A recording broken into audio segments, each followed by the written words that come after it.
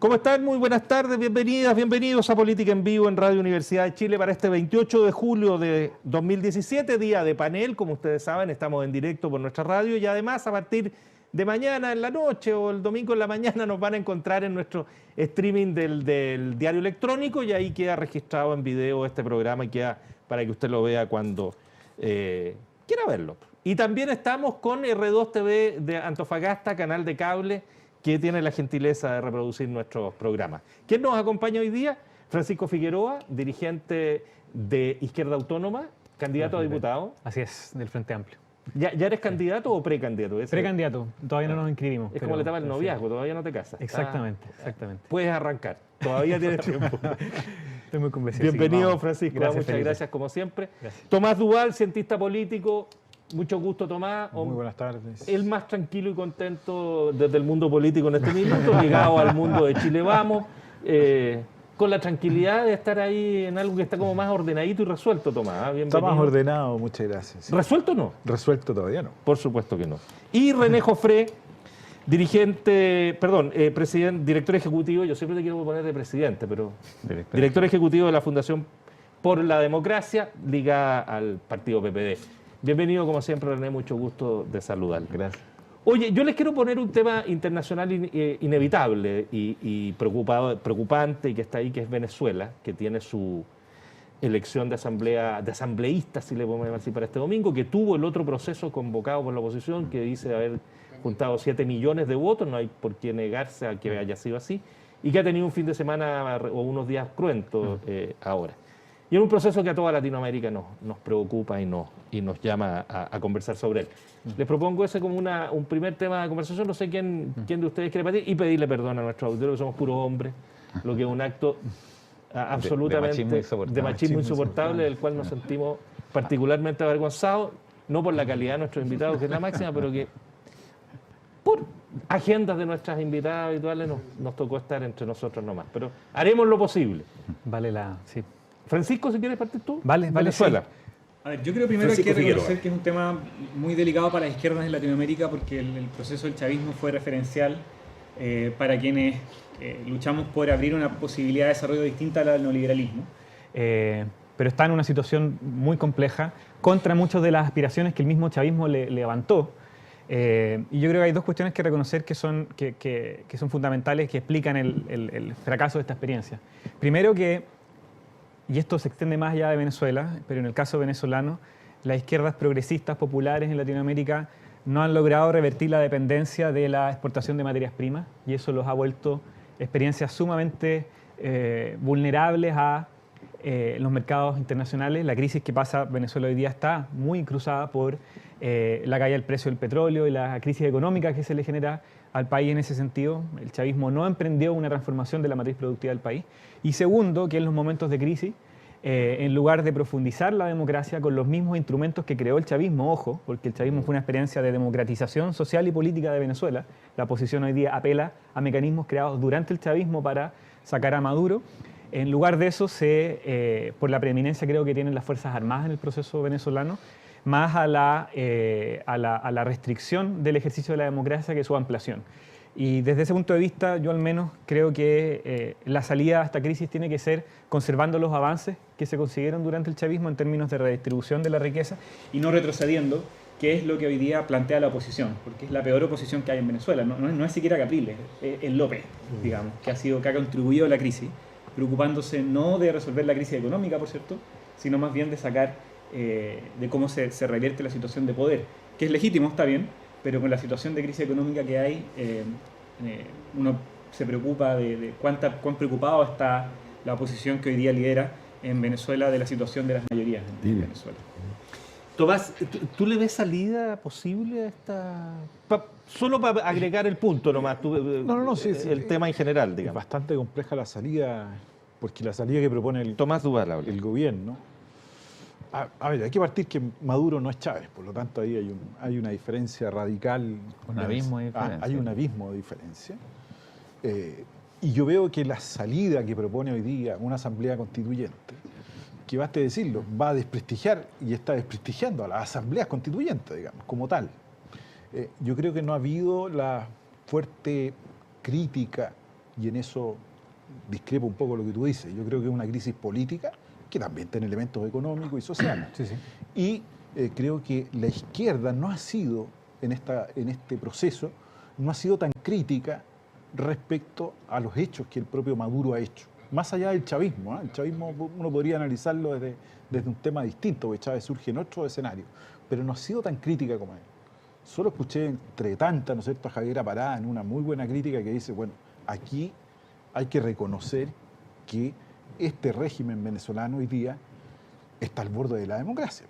Es un país dividido y con una salida política muy difícil, donde ya uno empieza a visualizar problemas incluso al interior de gobernabilidad, al interior de las Fuerzas Armadas venezolanas, que son las únicas que le han dado estabilidad y piso político a un sector posible, digamos. Entonces, yo creo que aquí tampoco en materia internacional, los organismos internacionales, la OEA, el resto, ha quedado básicamente mirando hacia el techo y no ha sido una crítica fuerte respecto al proceso, salvo en el último tiempo, ¿sí? El Mercosur se reunió hace pocos días atrás y aparte de llamar a la buena voluntad, etcétera, pero creo que hay que hacer un poco más cuando un país de esa envergadura está en una crisis política y social muy profunda. Creo que la salida, es bien complejo decir dónde está la salida electoral, ¿sí? Por medios democráticos, porque no queremos un golpe de Estado, ni de la oposición ni del gobierno. Creo que ese sería el error más grande para Venezuela. Aquí lo que uno tiene que empezar a mirar es qué van a hacer las Fuerzas Armadas venezolanas, que al final son los que son decisivas en el soporte que Maduro está haciendo. Y yo no veo al equipo de Maduro teniendo o buscando una salida política, sino que confrontándose aún más con esta oposición que, más al bien con sus líderes, su votación o no de 7 millones anteriores, ha polarizado al país. Yo creo que tiene una situación de parálisis absoluta. Y creo que ahí se requiere un diálogo, incluso de gobiernos que puedan ser puentes en el diálogo, distintos. Que lo han intentado, pero sin ningún resultado. Un resultado bastante, porque la polarización es total.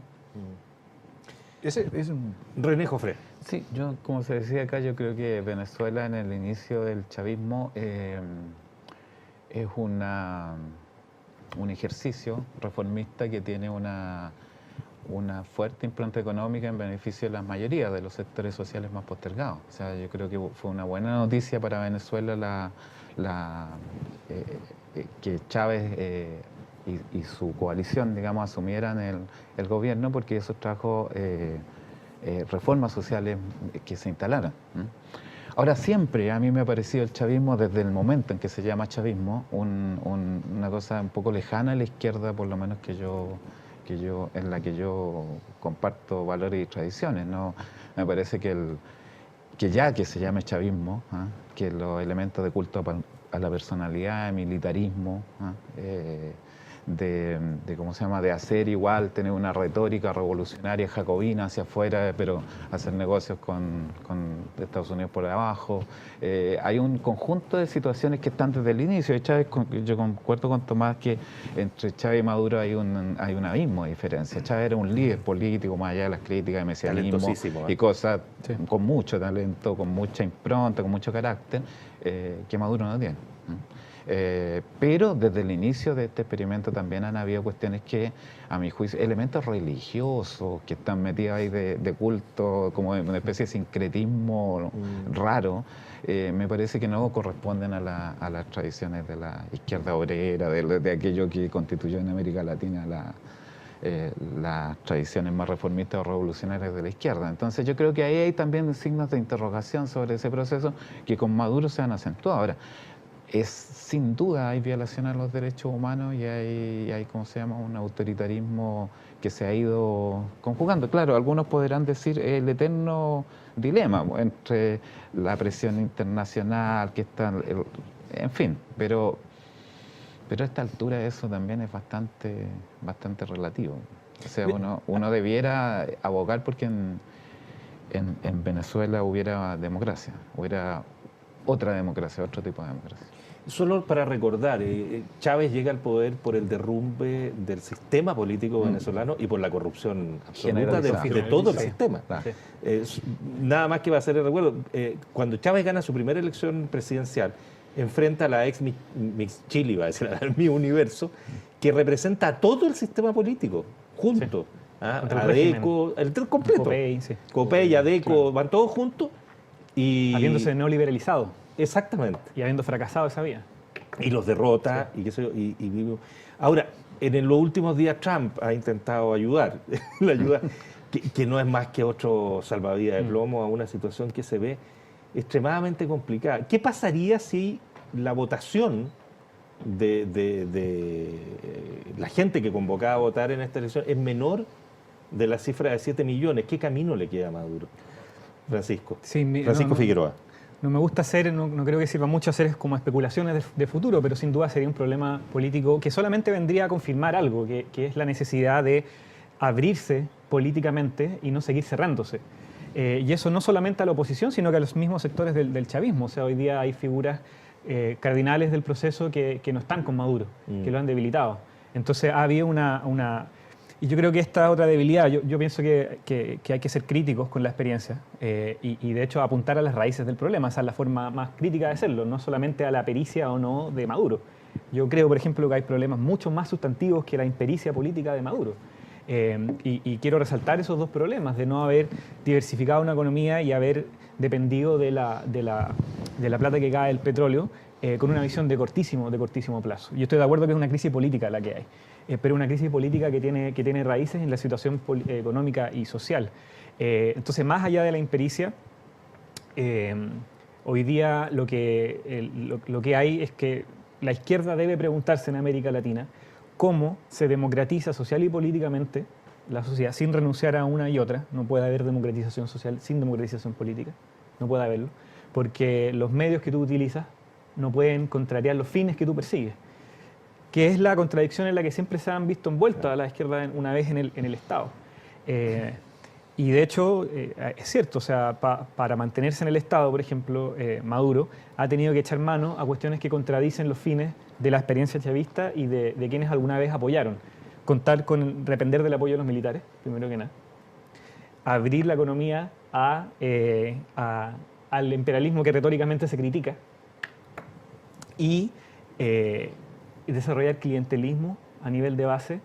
Hoy día hay un apoyo, hay un pacto con iglesias evangélicas, con una ala muy conservadora de la sociedad venezolana, pero ojo, también son las condiciones de construcción que hay en América Latina. Uno no puede imponer un esquema sobre la base de una sociedad que no existe. Entonces, yo creo que menor votación, creo que es difícil, pero confirmaría la crisis política que hay y apuraría la necesidad de una apertura política, pero insisto, salvaguardando los avances conquistados hasta cierto momento. No puede, tú lo decías, ¿por qué ascendió el chavismo en un primer momento? Porque había un régimen político capturado por una élite que para mantenerse había echado mano a las recetas neoliberales más ortodoxas y fracasó. Entonces no se puede volver a esa situación, no se puede volver. Hay que abrirse y salvaguardar la redistribución, los intentos de redistribución de la riqueza que se emprendieron.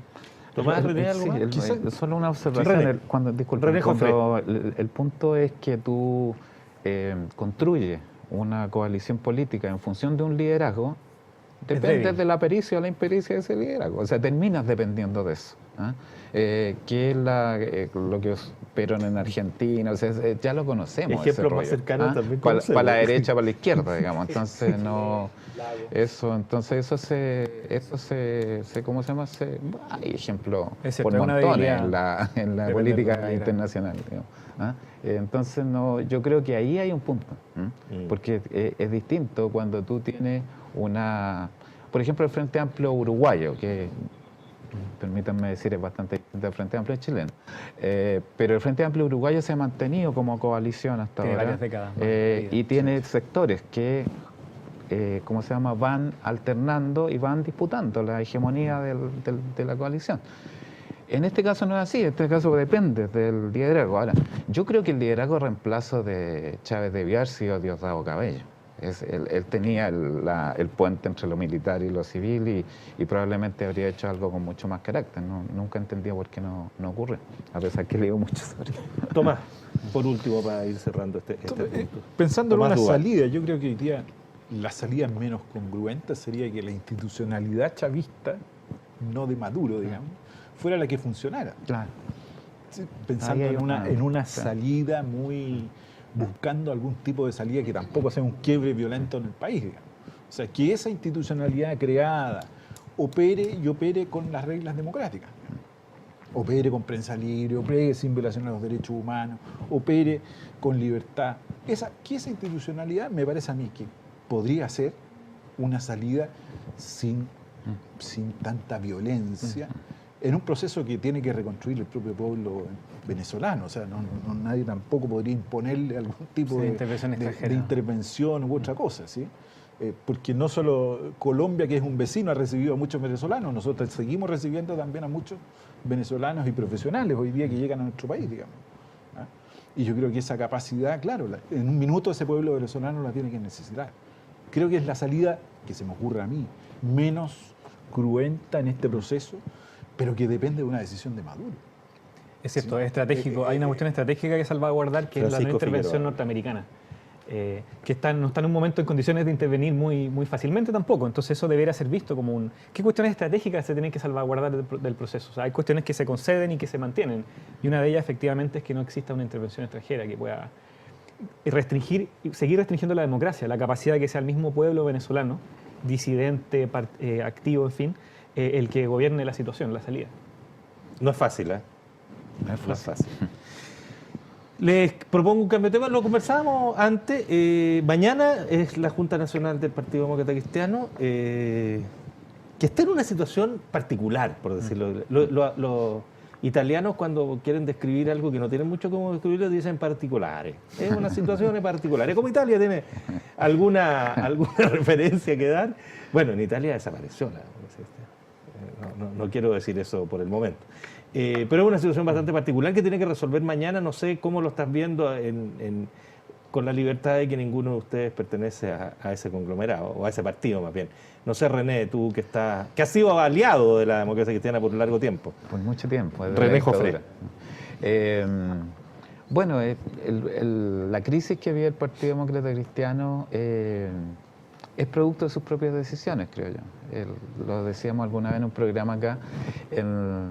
Ellos tomaron una decisión con ciertas premisas, de que Goich iba a subir en las encuestas, de que eso le iba a dar identidad al Partido Demócrata Cristiano, que eso, yo creo que detrás estaba la idea que se iba a perder el gobierno, o sea que la derecha iba a ganar el gobierno y por lo tanto la democracia cristiana podía constituirse en un partido bisagra. Sí, esa idea está todavía, ¿no es cierto? Claro, pero ese era el diseño Goich, partido bisagra, identidad y todo eso. El problema es que si uno mira, yo creo que los que diseñaron eso, me imagino que Martínez y otros, yo creo que todavía tenían en la cabeza que había binominal en la Cámara de Diputados. Y binominal solo hay en el Senado. Yo quiero decir que, lo repito majaderamente, que la reforma al binominal se hizo en la Cámara, ¿ya? Pero en el Senado queda medio camino. Así es. Entonces, la democracia cristiana está en peligro de tener una debacle electoral en diputados, pero cuantiosa. Cuantiosa. O sea, es cierto que los distritos de 8 y de 7 tienen una posibilidad de elegir, pero eso la podría llegar a 9 o 10 diputados. Y una candidatura presidencial del 2% te chupa para abajo a la lista parlamentaria. La última elección, Evelyn Matei tiró hacia abajo la lista de la alianza.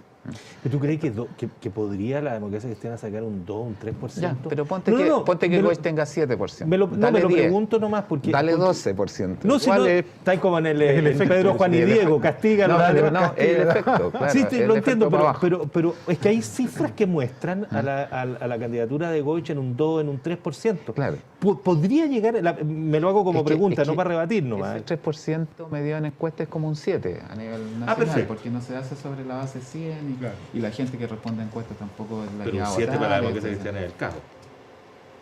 Claro, es la mitad de lo que tiene. Mira, yo creo que esto es Francisco la Figueroa. coronación de un proceso de pérdida de sentido de la política radical, porque estamos hablando de toda esta álgebra electoral, pero ¿cuáles son las razones sustantivas por las cuales la ADC se separa? Sustantivas, digo, no de proyecto de sociedad, pero al menos programa de gobierno. Porque está bien, reafirmar la identidad, pero ¿qué identidad? ¿Qué significa la identidad democrática cristiana hoy día? Cuando sale la discusión sobre las reformas del gobierno, continuidad, no continuidad, tampoco se ha mojado el poto, digamos, de qué sustantivamente hacer distinto.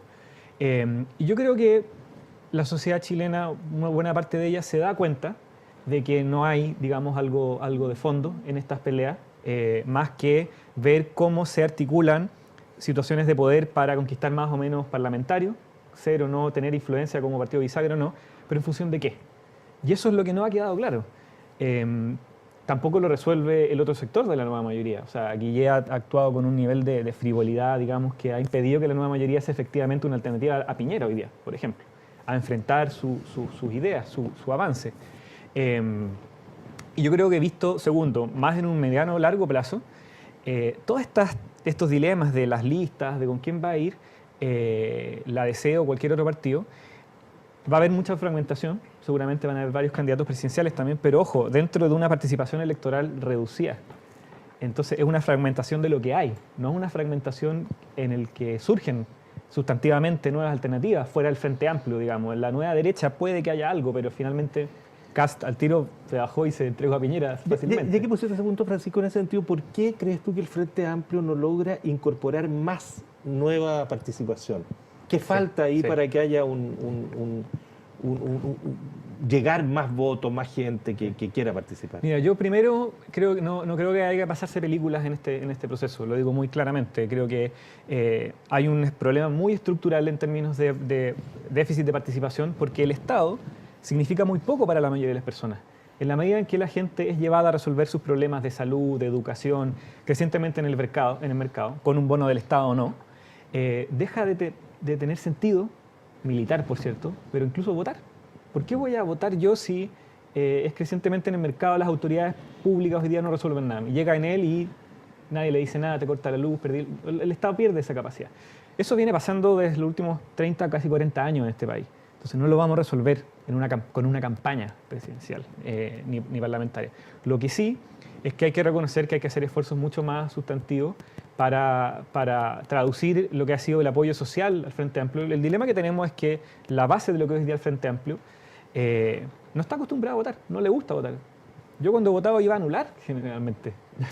Y eso ya me constituye en un bicho raro, porque la mayoría de las bases, ya sea gente desconcertada de la concertación, que dejó de votar para el plebiscito, porque se desconcertó muy rápidamente, o la gente más joven, participa de otra forma, no de la forma. Entonces, es efectivo que tenemos el desafío de cómo se revincula y no tratar a la gente que no vota como moralmente, despreciarla moralmente. Se ha hecho mucho, el progresismo lo ha hecho mucho. O sea, si tú no votas, no tienes derecho a opinar.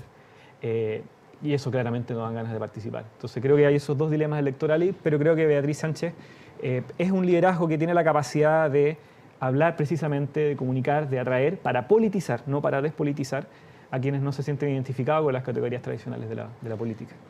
Le dejamos que René, porque lo han frivolizado a su candidato, don René. Sí, mira, René Jofré. yo el análisis que hace al principio Francisco es una opinión que yo tiendo a compartir y creo que Beatriz Sánchez se parece harto a eso también. También es una telepolítica. O sea, las figuras las dos, lamentablemente, digo yo, las dos figuras que comandan las coaliciones, digamos, de centro izquierda y de izquierda, son figuras que vienen desde fuera del mundo de la política. Y segundo lugar, hay que poner esto en contexto. O sea, bueno, puede plantear una cosa, puede plantear otra, pero la matriz de lo que tú dijiste es similar. Tampoco Beatriz Sánchez fue producto de una emergencia ciudadana, de un plebiscito, de una consulta nacional. Fue un grupo de dirigentes que se pusieron de acuerdo a posiciones, después fue ratificada por un cierto proceso, tal y cual como ha sido Guillé. Yo encuentro debilidad en la candidatura de Guillé, la he dicho varias veces públicamente en análisis, y encuentro debilidades parecidas en la candidatura de Beatriz Sánchez, puesta o sea,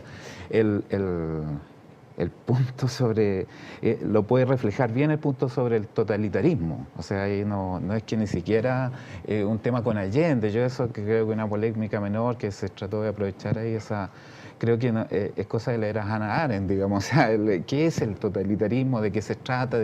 O sea, es confundir categorías políticas muy básicas. Entonces yo tengo la sensación que eso, para ponerlo en contexto, claro, en términos de campaña electoral uno puede aprovechar eso para allá o para acá, pero yo creo que son hechos similares, son bastante similares las producciones de esa candidatura.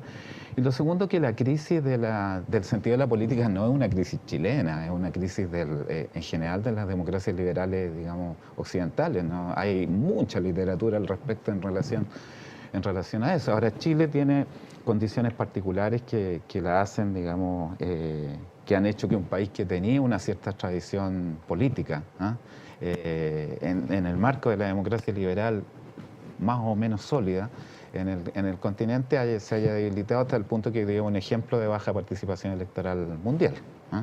Entonces, termina, por favor. Yo creo que ahí hay que contextualizar las cosas, de repente no todo ciertos juicios demasiado ligeros. Vamos a hacer una pausa muy cortita y después volvemos. Seguimos en este tema directamente y volvemos con Tomás Duval, con Francisco Figueroa. Un segundito, vamos y volvemos en Política en Vivo.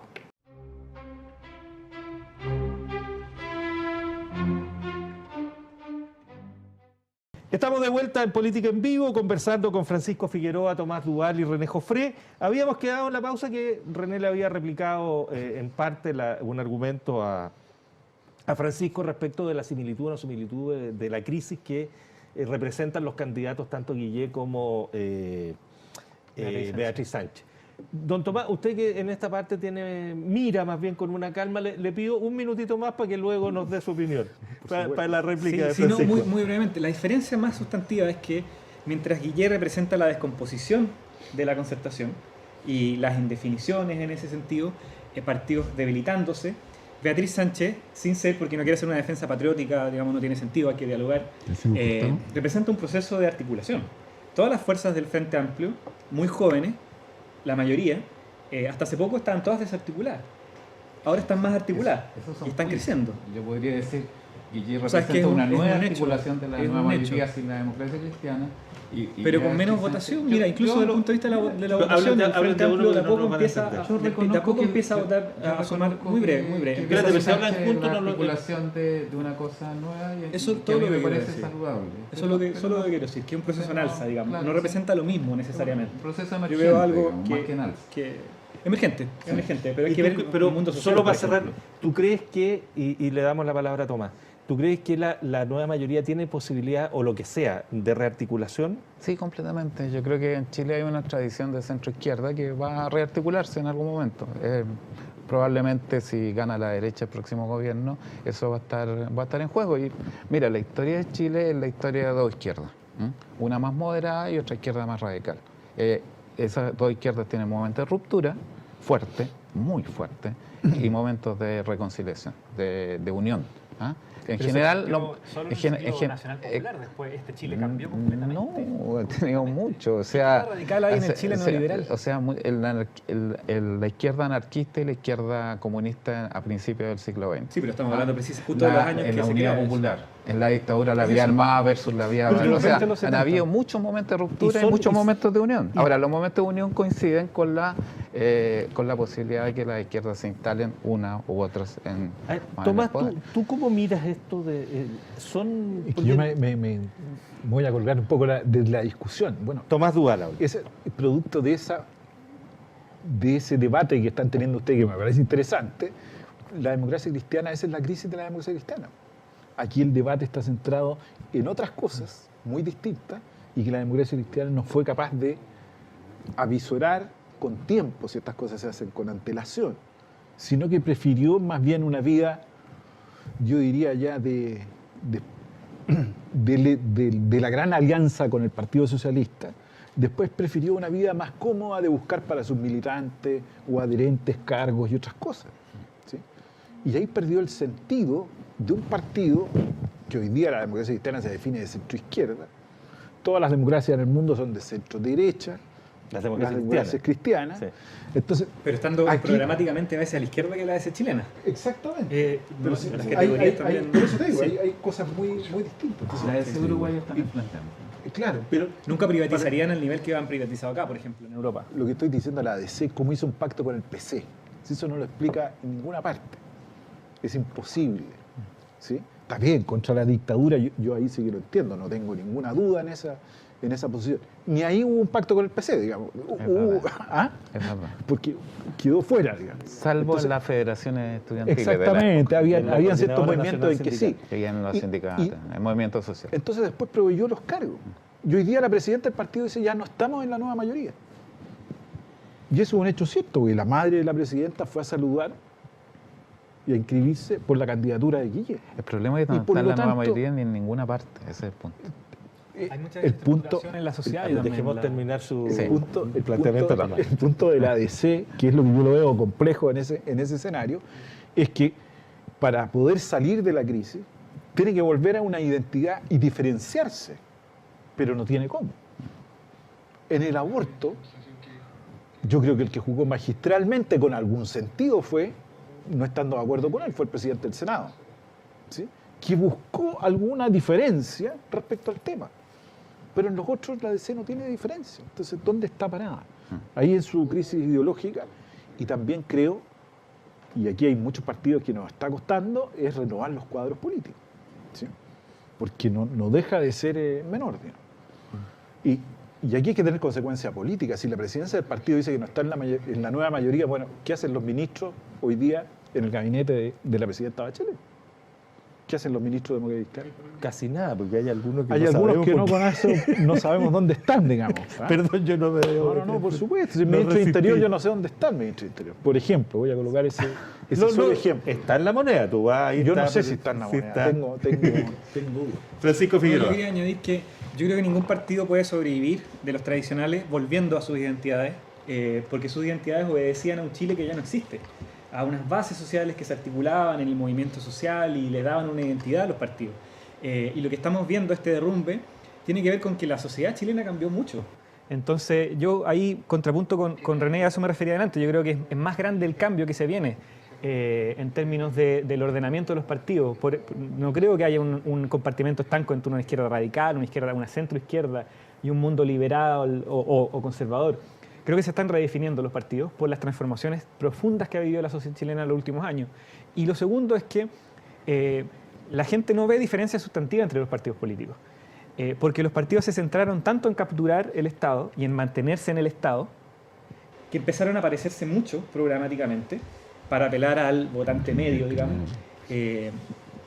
y se enquistaron ahí y empezaron a responder mucho más a intereses a los que los financian que a que los votan, Y yo creo que eso es lo que se ha mostrado claro con los escándalos de financiamiento ilegal, digamos, que los partidos empiezan a sus dirigencias, sus élites, no estoy hablando de toda su base, por cierto, que es más complejo, pero finalmente los que Y no mandan, toda los su que dirigencia gobiernan, tampoco. y no toda su dirigencia, pero lo sustantivo al Podemos final, hacer un poquito a más la hora de estricto gobernar. en esa- Pero a la hora de ver las reformas, uno ve que pesa mucho más la conexión que tienen con los grandes grupos económicos que con las bases que los animan.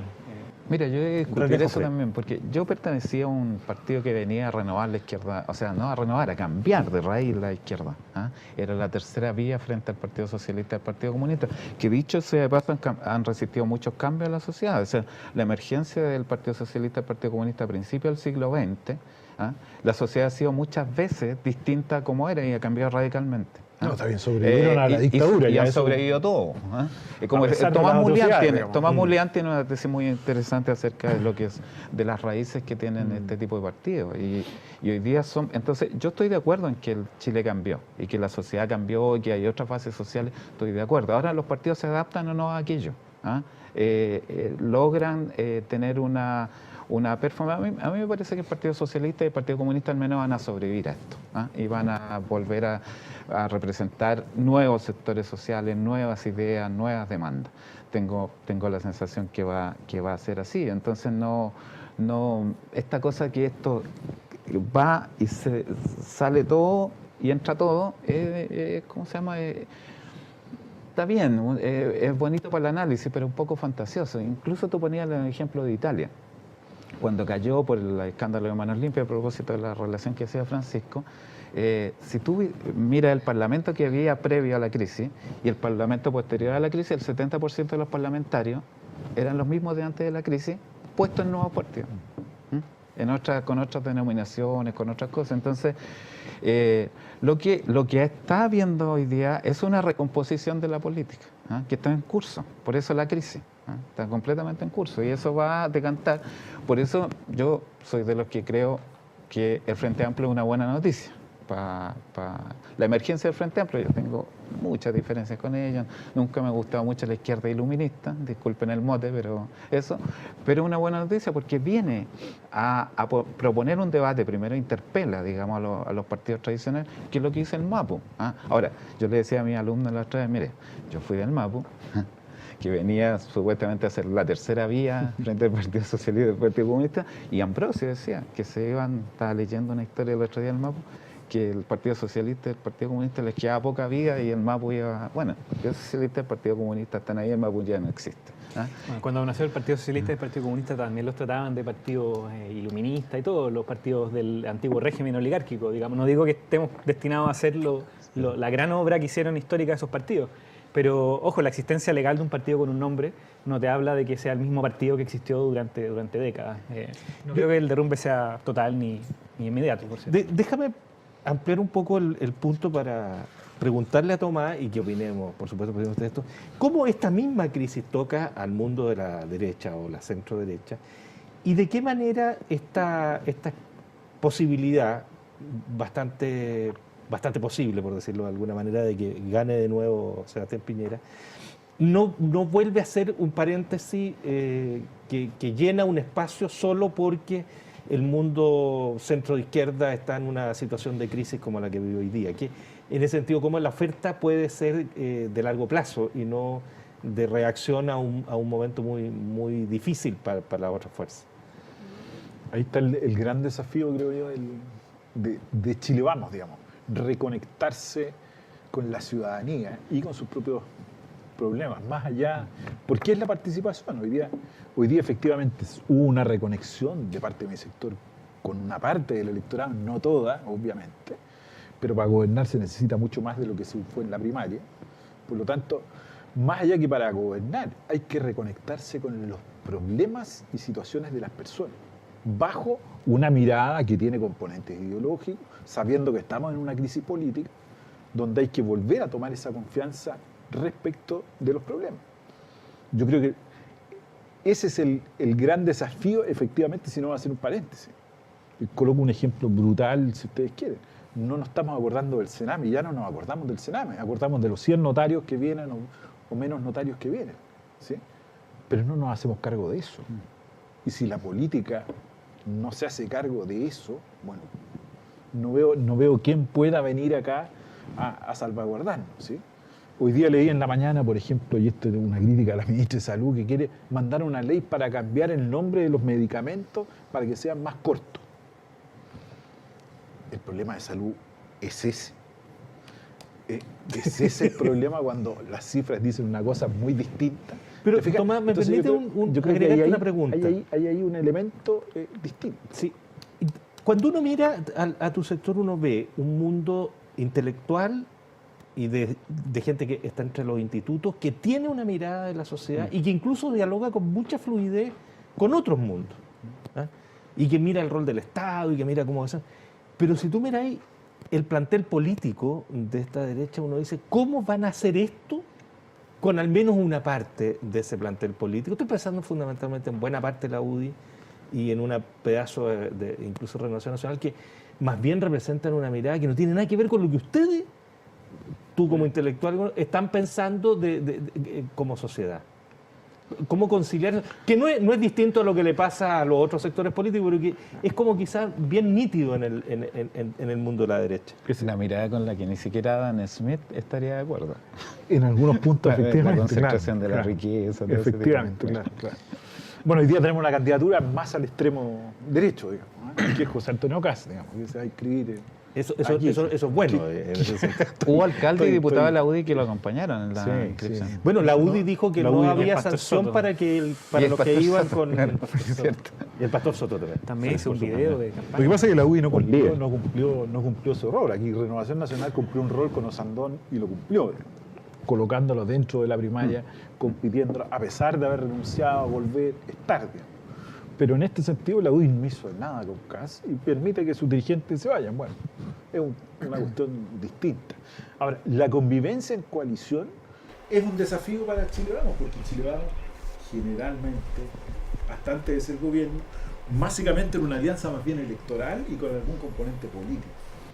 Mi impresión es que después del primer gobierno sí hay una alianza más política, sufrió una gran derrota electoral, es cierto, eso se aprende, y hoy día hay un poquitito más de espacios. Yo creo que haberse centrado en dos partidos es todavía pequeño, ¿sí? Yo creo que hay posibilidad de seguir ampliando más allá de la propia UDI, de Renovación, etcétera, más allá de eso, un campo político que le dé mayor sustento y coherencia. ¿Sí? Y creo que ese es el desafío. Ahora, ¿cuál es el punto? Evidentemente aquí hay presiones de un lado, del otro, y al final quien corta es el presidente de la República en esta institucionalidad chilena, digamos. Y por lo tanto él tendrá que definir esos ejes de gestión.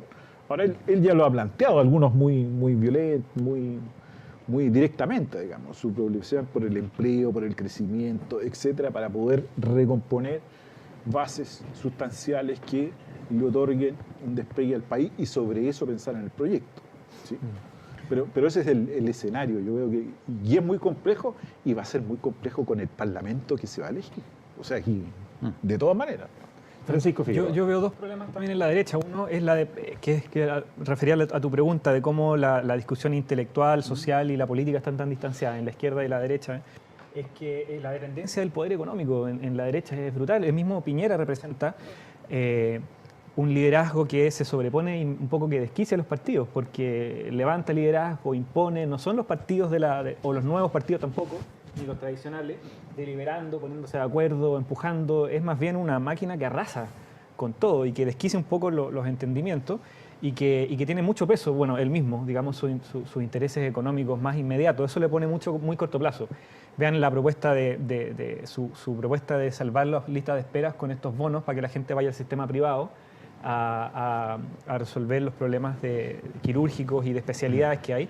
Y el que lo propone está en la clínica Las Condes, asesor de la clínica Las Condes, miembro del directorio, o sea, alguien que se va a beneficiar directamente. La clínica Las Condes es la que ya se beneficia más de traspasos del sector público al privado, por concepto de compra de camas. O sea, hay un conflicto de interés y entonces uno dice, ¿hay una discusión aquí de país o hay aquí lo que hay es un interés de corto plazo? Yo creo que eso es un gran dilema que cruza la política, por cierto, pero que en Piñera es muy evidente.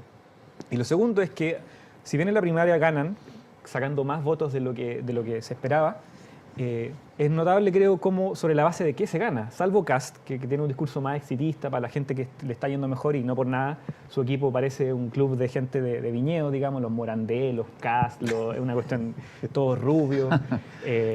No por nada iba a ser candidato en Las Condes, ahora hizo cálculos, se va a ir a la Araucanía. Pero tanto Sandón como Piñera no ganan con un discurso exitista. Al contrario, ganan con un discurso de que las cosas están mal. No pueden no reconocer la inseguridad en la que mucha gente se ve sumida, dándole distintas salidas, por supuesto. Pero una derecha que ha tenido que, para ganar incluso electoralmente, ha tenido que reconocer que hay una crisis social en curso, no política todavía, pero que hay mucha sensación de inseguridad. Creo que tienen las respuestas equivocadas, por cierto. Y eso hace indisociable. No puedes responder a la inseguridad de quien está endeudado, por ejemplo, estando aliado con quienes los endeudan. Sí, yo...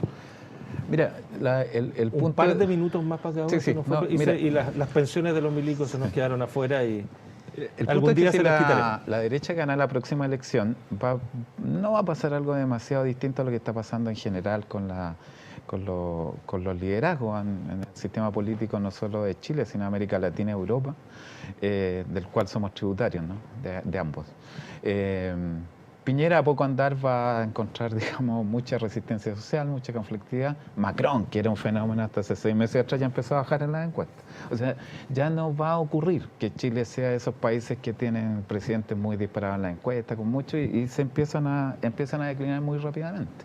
Eso pone un coto, digamos, a las políticas que puede realizar ese gobierno, ¿eh? Y claro, tanto el gobierno de la nueva mayoría, ahora como el gobierno de Piñera después, se enfrentan con problemas sociales muy relevantes que hay que solucionar no de manera, digamos, cosmética, sino que hay que meterle mano. Menciono uno más hacia la derecha, la modernización del Estado.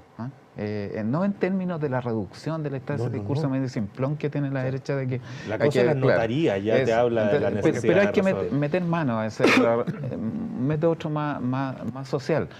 Las pensiones. O sea, mientras 2 ministros de la nueva mayoría de mi partido, digamos, ponen, digamos, salvan el sistema, y ahí uno podría encontrarle razón a Pancho en lo que está diciendo anteriormente. Un gobierno de derecha pondría completo freno a aquello. Pero el discurso en la calle es no más AFP, y marcha gente de derecha también en el no más AFP, porque ese es un movimiento social muy extendido, muy transversal, muy amplio. Entonces, creo que aquí hay problemas de base estructural, ¿ya? No solo estructural en términos sociales, así como en términos antiguamente marxistas del asunto, ¿no? Sino que de base estructural de un país que tiene un desarrollo. Por eso pongo modernización del Estado por un lado, que es una cosa más institucional, y pongo no más AFP para el otro lado, que es una cosa más social. Ambos son problemas que deben resolverse. Gobierna el Frente Amplio, la nueva mayoría o la derecha, desde los temas, y no se resuelven, no terminan resolviéndose. Tomás Duval. Es que si no nos hacemos cargo ahora, me parece muy difícil, digamos. Yo entiendo tus críticas, son muy... Pero vamos al punto, yo entiendo que la crítica es contra Piñera, está bien, por sus propuestas, digamos. Pero yo creo que, como dice René, y creo que hay temas de fondo. Cuando dice modernización del Estado, ni que hablar, digamos, eso es obvio que ahí hay que hacerlo. Vamos a tener visiones distintas, podemos discutir qué uno puede entender o no por aquello, pero creo que es un tema que hay que abordar y no hacerse o mirar para el lado, ¿sí? Como algo un poco que dejamos aquí al pasar, voy a mencionar las pensiones de las Fuerzas Armadas, digamos.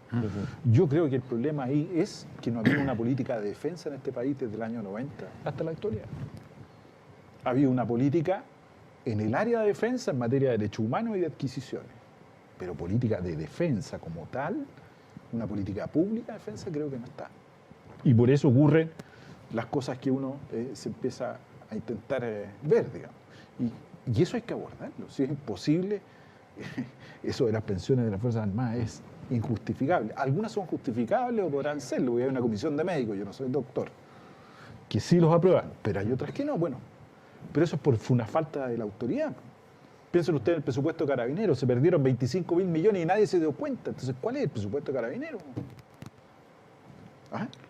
Más allá de todas las cifras. Más allá que alguien pero nadie se dio cuenta. Más allá que alguien esté enfermo, no modernización del esté Estado, enfermo, ¿ah?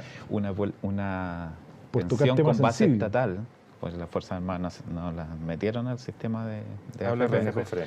¿Cómo se llama? Una pensión de 6 millones de pesos versus una pensión, digamos, como la que recibe la mayoría de los pensionados. No, pero chilenos. tener doble, o sea, tener una pensión y seguir recontratado, y hay otras que están en duda, si fue esta comisión médica, por eso digo, están en duda, se investigará. Es un problema más de desigualdad que de defensa, digo yo. Ahí hay un tema de... Yo pienso que hay otro problema. Yo creo que es imposible una modernización sin democratización del Estado, en términos de incorporación de intereses que hoy día no están representados en el Estado, que lo ven por la tele y les caen bonos de repente y cheques para ir a lo privado.